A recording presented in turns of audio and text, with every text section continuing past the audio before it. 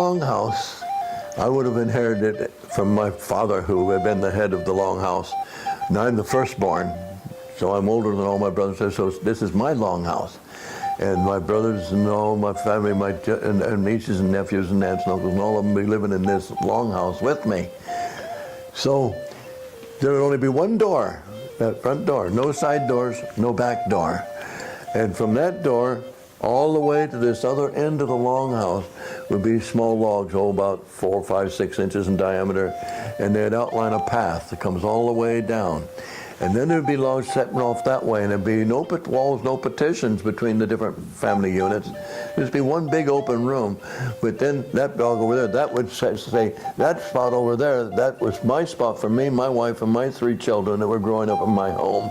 And over there would be my brother and his children, and in between the 2 of us would be a fire. And that'd be the cooking fire for our 2 families. The next 2 families, and they'd have a cooking fire. And so, before white man came here, we Indians had no way of thinking in terms of measuring something by being a foot long, a yard long, a mile long. So if you were to meet me on the trail from another village and you were to ask, well, how big is your longhouse? I might say, well, my longhouse is a 9-fire longhouse, or my longhouse is an 18-fire longhouse. And immediately you know how big my longhouse was. If it was an 18-fire longhouse, you would know that there were 36 families, nuclear families, living in that one big extended family longhouse.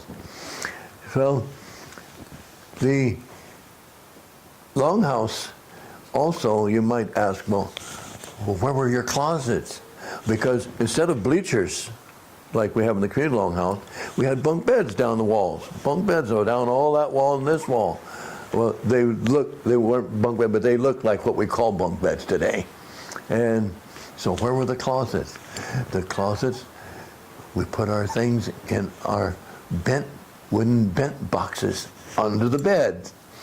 We had a way of taking the cedar and steaming it and then bending it, cutting the corners so it could all bend. There would be no joints to nail or screw or anything. It'd all be one piece of wood. We'd come around and form the bent box with a lid on it. And these would be carved with final figures just like our totem poles. But that would be our closets, and we put those under the bed.